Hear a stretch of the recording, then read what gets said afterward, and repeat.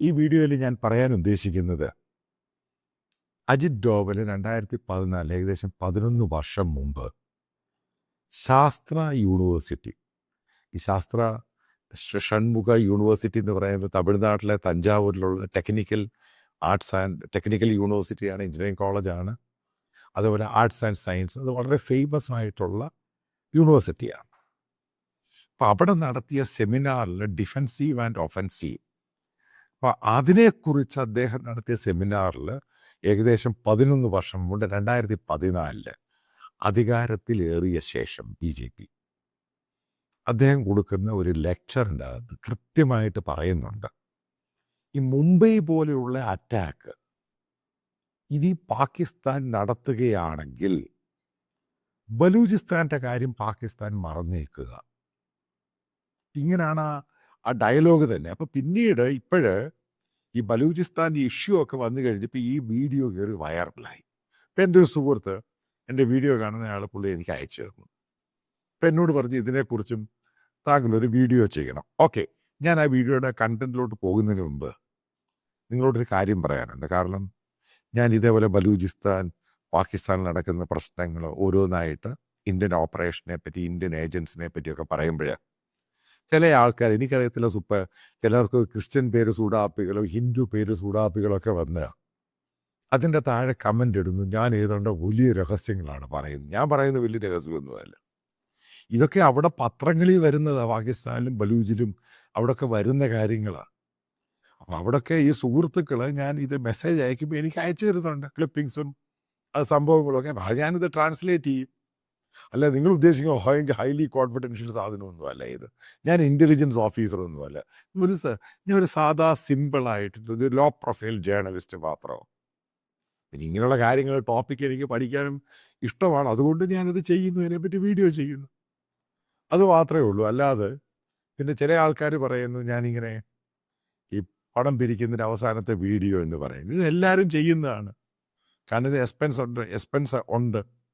അപ്പോൾ ഇതിനെ എക്സ്പാൻഡ് ചെയ്യണമെന്ന് താല്പര്യമുണ്ട്. അവരോട് മാത്രമേ ഉള്ളൂ, ആർക്കും നിർബന്ധമൊന്നുമില്ല. ഒരാളോട് പോലും നിർബന്ധമില്ല. പിന്നെ അതാണ് മറ്റൊരു കാര്യം. അപ്പം ഞാൻ ഈ ടോപ്പിക്കിലോട്ട് വരാം.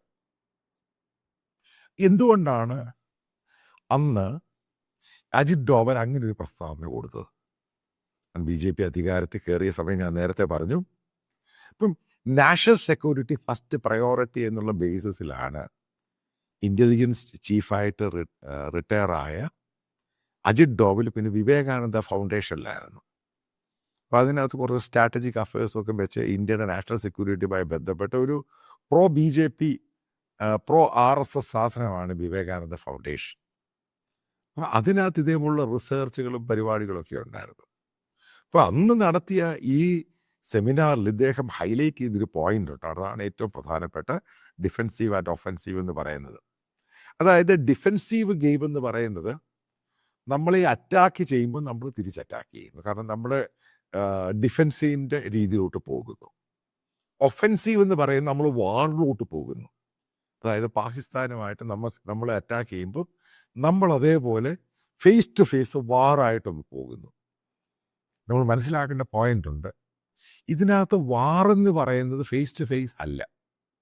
പാകിസ്ഥാൻ നമ്മൾക്കെതിരെ നടത്തുന്ന അണ്ടർ കവർ ഓപ്പറേഷൻ, തീവ്രവാദികളെ സഹായിക്കുകയും ഇന്ത്യൻ സിറ്റികളിലൊക്കെ ബോംബ് ചെയ്യുകയും ചെയ്യുമ്പോൾ പാകിസ്ഥാനെ എങ്ങനെ ഡിസെൻഗേജ് ചെയ്യുക, അവരുടെ ശ്രദ്ധ അവിടുന്ന് മാറ്റുക, അവരുടെ ഒഫീഷ്യൽസ്, ISIS, അവരുടെ മിലിറ്ററി സന്നാഹം, ട്രെയിനിങ്, ഈ പറയുന്ന കാശ്മീർ തീവ്രവാദികൾക്ക് ഇന്ത്യയിലെ തീവ്രവാദം ഉണ്ടാക്കി ഇന്ത്യൻ സിറ്റികളും ഇന്ത്യയെ നശിപ്പിക്കാൻ വേണ്ടി തുനിയുമ്പോൾ ഇവർ ചെയ്തൊരു സ്ട്രാറ്റജിക് പ്ലാനാണ്, ഈ പറയുന്ന കാലിബ്രേറ്റ് ചെയ്ത ഒരു സ്ട്രാറ്റജിക് പ്ലാൻ തന്നെയാണ് ഈ പറയുന്ന ബലൂജ് എന്ന് പറയുന്ന സംഭവം. ഞാൻ നേരത്തെ ഒരു വീഡിയോയിൽ പറഞ്ഞു, നേരത്തെ ഇത് റഷ്യയാണ് സപ്പോർട്ട് ചെയ്തുകൊണ്ടിരുന്നത്. പക്ഷേ ഏകദേശം വളരെ വർഷങ്ങൾക്ക് മുമ്പ് തന്നെ റഷ്യ ഇത് ഇട്ടിട്ട് പോയി.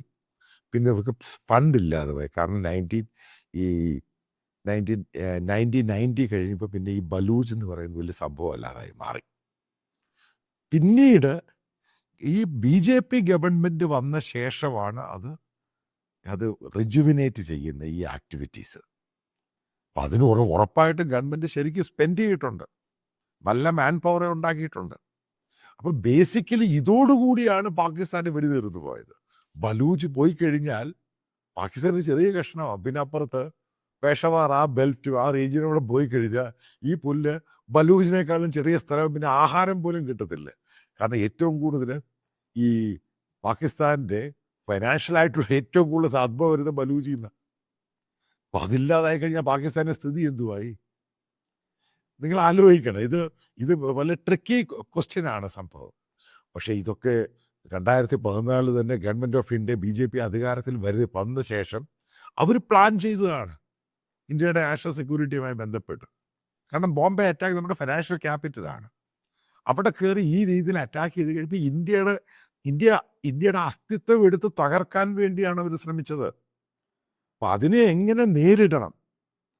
ബേസിക്കലി അന്ന് ഭരിച്ചിരുന്ന കോൺഗ്രസിൻ്റെ നേതാക്കൾക്കും കോൺഗ്രസിൻ്റെ പല മന്ത്രിമാർക്കും അവർക്ക് അതിനെപ്പറ്റി യാതൊരു ധാരണയില്ല. ഞാൻ നിങ്ങളോടൊരു ചോദ്യം ചോദിക്കട്ടെ, കേൾക്കുന്നവരോട്. ഇപ്പം കോൺഗ്രസ് ഭരിച്ച സമയത്ത് എത്ര സ്ഫോടനങ്ങളാണ് ഉണ്ടായത്? ബോംബെ ഉൾപ്പെടെ മറ്റു പല സംഭവം. ഇവരെ ആരെങ്കിലും യഥാർത്ഥ പ്രതി അബദ്ധവശാൽ 1-2 പേരെ കിട്ടി അവിടെ സ്പോട്ട് ചെയ്ത് വെച്ച് എവിടെയെങ്കിലും പോയി അറസ്റ്റ് ചെയ്ത് നിങ്ങൾ കേട്ടിട്ടുണ്ടോ? കാരണം ഇതിൻ്റെ യഥാർത്ഥ പ്രതികൾ അപ്പോഴേ പാകിസ്ഥാനിലോട്ടങ്ങ് പോവുക. പിന്നെ ഈ അറസ്റ്റ് ചെയ്ത് പാവം പിടിച്ച മുസ്ലിംസ് പേരുള്ള ആൾക്കാരെ, വിഷ ഉന്തുന്നവനെയും ഈ അവിടെ എന്തെങ്കിലും ബീഡി കച്ചവടം ചെയ്യുന്നതിനൊക്കെ പിടിച്ച് ഇവനാണ് ടെററിസ്റ്റ് എന്ന് പറഞ്ഞാൽ കൊണ്ടുവരുന്നത്. ഇത് ഞാൻ പറഞ്ഞൊന്നുമല്ല. ഇന്ത്യയിലെ നാഷണൽ സെക്യൂരിറ്റി പഴയ അഡ്വൈസർ തന്നെ, അദ്ദേഹം മരിച്ചുപോയി. BJPയുടെ സമയത്തുണ്ടായിരുന്നേ, പേര് എനിക്ക് ഓർമ്മയില്ല, വാജ്പേയിയുടെ കൂടെ ഉണ്ടായിരുന്നു. അദ്ദേഹം തന്നെ പറഞ്ഞ സംഭവം. അന്ന് അഡീഷണൽ അസിസ്റ്റന്റ് NSA ആയിരുന്നു ആ മനുഷ്യൻ ഇത് പറഞ്ഞത്. യഥാർത്ഥ പ്രതികളെ അറസ്റ്റ് ചെയ്യുന്നില്ല. അതായത് ഉത്തരവാദിത്വം ചെയ്തവരോ ഒരാളെ പോലും കിട്ടിയിട്ടില്ല. പറയും ഗവൺമെന്റ് പലതും പറയും, പല സ്റ്റേറ്റ്മെന്റും പറയും.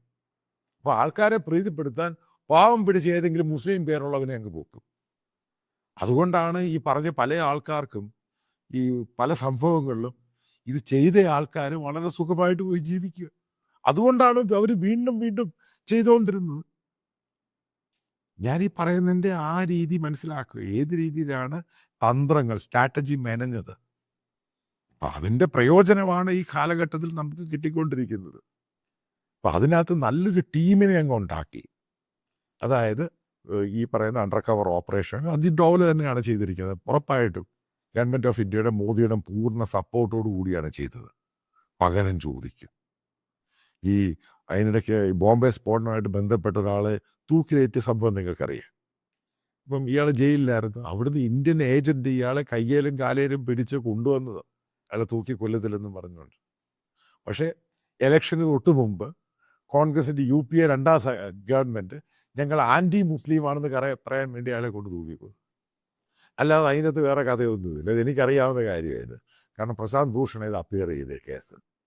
ഇപ്പം ഞാനീ പറഞ്ഞു വരുന്നത്, ഈ ഡോവൽ അന്ന് പറഞ്ഞത് ഇന്ന് അക്ഷരാർത്ഥത്തിൽ നടത്തിക്കൊണ്ടിരിക്കുകയാണ്.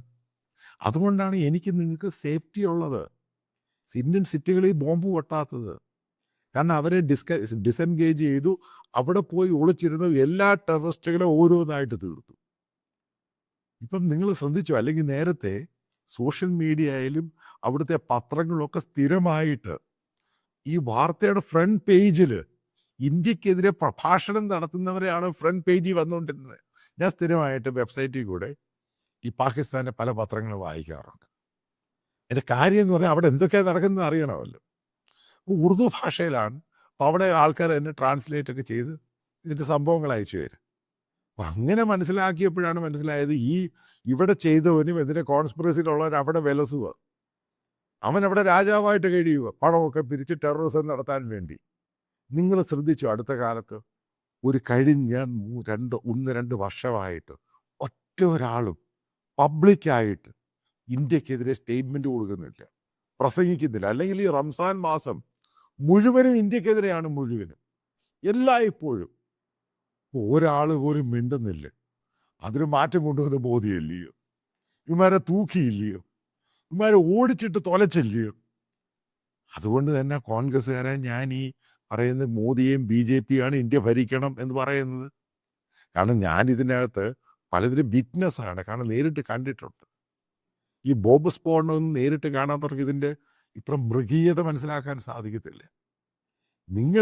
നിങ്ങൾ ഏത് രീതിയിലും ചിന്തിച്ചു, പക്ഷേ ഇന്ത്യ എന്ന് പറഞ്ഞ രാജ്യം ഒറ്റക്കെട്ടായിട്ട് നിൽക്കണം. അതിന് ഈ പറയുന്ന അജിത് ഡോവലും നരേന്ദ്രമോദി ഗവൺമെൻറ്റും ഒക്കെ ചെയ്തത് ഒരു കാരണവശാലും അതിന് എത്രമാത്രം നന്ദി പറയണമെന്ന് പോലും അറിയത്തില്ല. ഞാനൊരു പാട്രിയോട്ടിക് ഇന്ത്യൻ, ഞാൻ ഹൈപ്പർ നാഷണലിസ്റ്റ് ഒന്നുമല്ല, പാട്രിയോട്ടിക് ഇന്ത്യൻ തന്നെ.